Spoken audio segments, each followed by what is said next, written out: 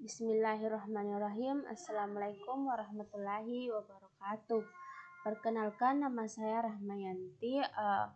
Di sini saya akan menjelaskan mengenai organisasi siswa intrasekolah atau biasa disebut dengan OSIS dan juga pramuka.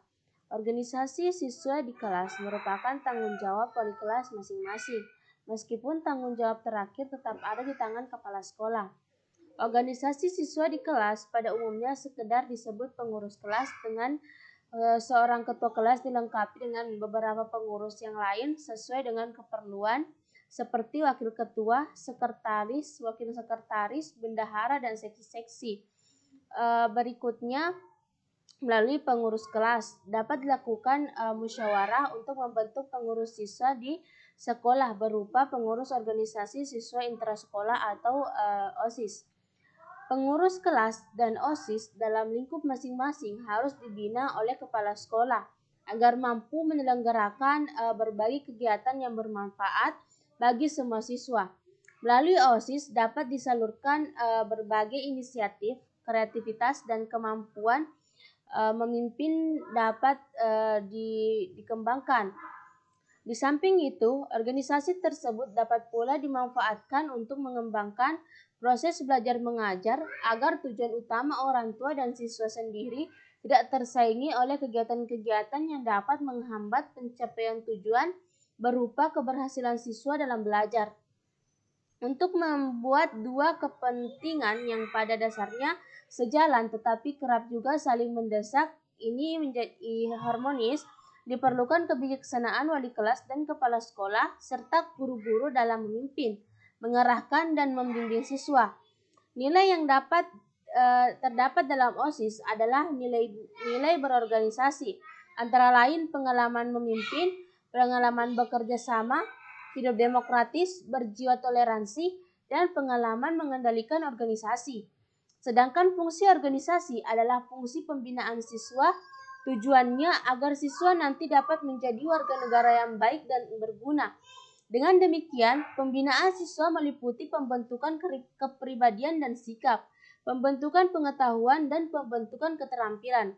Secara umum, tujuan OSIS dapat dirumuskan antara lain yaitu yang pertama, mempersiapkan siswa menjadi warga negara yang memiliki jiwa Pancasila, kepribadian luhur, moral yang tinggi, berkecakapan, serta memiliki pengetahuan yang siap untuk diamalkan.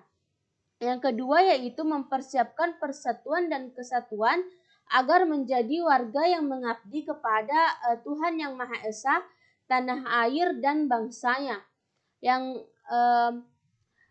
pertama yaitu menggalang persatuan dan kesatuan siswa yang kokoh dan akrab di sekolah dalam satu wadah OSIS. Yang kedua, menghindari siswa dari pengaruh-pengaruh yang tidak sehat dan mencegah siswa dijadikan sasaran perebutan pengaruh serta kepentingan suatu golongan atau dalam usaha peningkatan ketahanan sekolah. Yang kedua yaitu pramuka. Dalam suatu sekolah diperlukan suatu situasi yang memungkinkan siswa dapat kesempatan mengembangkan diri dengan program dan kegiatan yang bersifat non-formal. Salah satu bentuknya dapat diwujudkan dalam bentuk kegiatan pramuka sekolah yang diselenggarakan di luar jam pelajaran.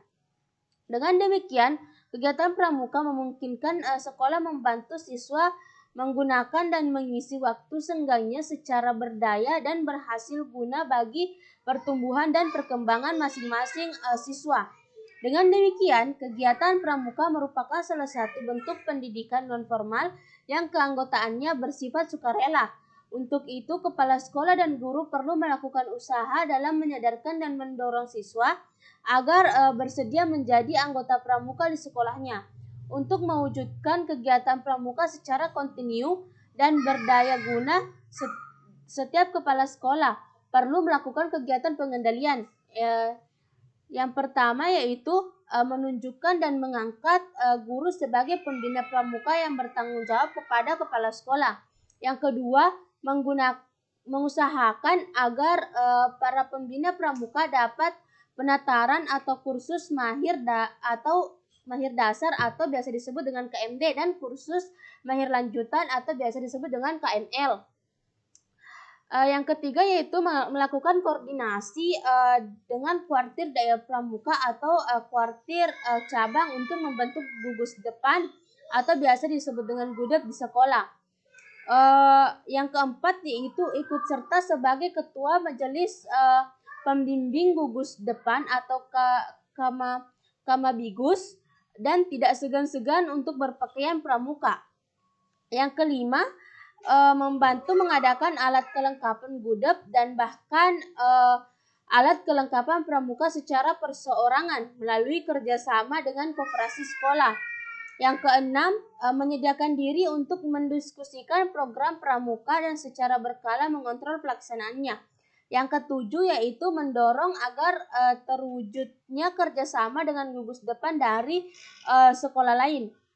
Perhatian dan kesediaan kepala sekolah untuk ikut serta dalam kegiatan pramuka sekolah sangat besar pengaruhnya pada kelangsungan gugus depan yang sudah dibentuk. Kepala sekolah juga harus berusaha agar pelaksanaan pramuka di sekolah tidaklah sekedar sebagai kegiatan musiman yang sekali waktu muncul dan untuk jangka waktu yang lama tenggelam. Namun kepala sekolah harus sedapat mungkin mengusahakan dan